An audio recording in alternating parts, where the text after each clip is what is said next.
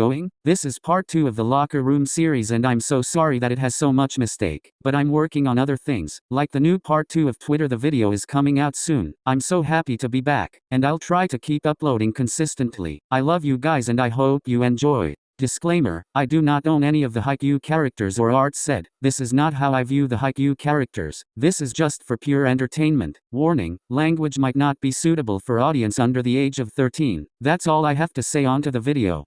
It was weird because it was just the two of them, and when it was just the two of them they would just mess around, then close up the gym after. But this time it was different. There was no laughing, just pure silence and awkwardness. AtsuSuna makes his way to the locker room with Suna trailing behind him. Suna took out his camera once again, taking pictures of AtsuSuna from the shadows. AtsuSuna turns around to face Suna. If you wanted to see me alone so badly, said you could have just asked. AtsuSuna says teasingly with a smug grin. Suna says nothing, slowly putting his camera down on a bench beside him. AtsuSuna watches as Suna walks back to locks the door and watches him slowly turns the lock. Suna then turns back to look at AtsuSuna with a shy expression. Now that you're here, I've been wanting to ask you this. And what is it you want to ask? There was curiosity in AtsuSuna's tone. His curiosity is what made Suna want to say what he has been wanting to say for a long time.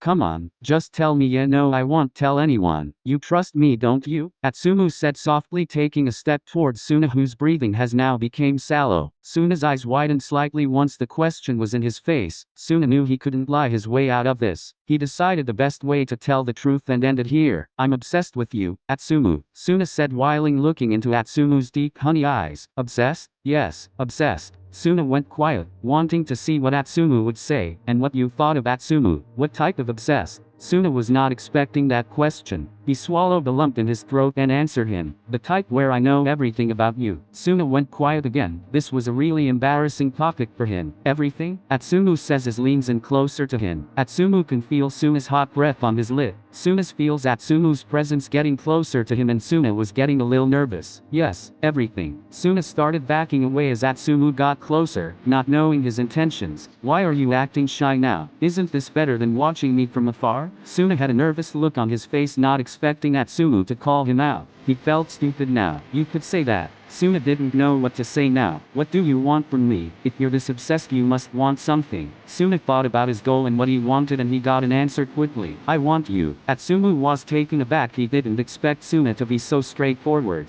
Yes, I want you. Suna said this with a hint of seriousness in his voice. He meant what he said. Really? Yes, really. Suna's voice had a slight shake to it now. He wanted to know how AtsuSuna would react to his confession. Then show me. Huh? Suna seemed to stutter at that remark, wondering how to prove it. He couldn't just show AtsuSuna how much he knew or how obsessed he was just yet. Show me. How about a compromise? The green-eyed male raised an eyebrow. He couldn't just simply show AtsuSuna how much he has done, yet he wanted to see AtsuSuna in his arms, to be with him. So he had an idea. What if you let me have you? It can't be that easy. AtsuSuna smirked at the way Suna's words would always keep him hooked. What if I told you? You will not regret it. Suna said as a sly smile formed on his face. Then show me, Suna. Show me why I won't regret it. AtsuSuna say as he moves close. What if I give you a kiss? Right here, right now? Suna raised an eyebrow, drowning into AtsuSuna's golden eyes. Bucket. AtsuSuna grabs the other male by the collar of his shirt and kisses him softly. Suna's eyes widened as AtsuSuna suddenly pulled him into a kiss. For a few moments, Suna remained still until he eventually began kissing him again. AtsuSuna felt himself melting into the kiss. The warmth of Suna's body was driving him crazy. He wanted more. Suna kissed back again, but it was rougher now. He was still giving AtsuSuna a passionate kiss while his hands were firmly gripping his shoulders. AtsuSuna worked arms around Suna's neck as Suna positioned his hands on AtsuSuna's waist. Their tongues intertwined,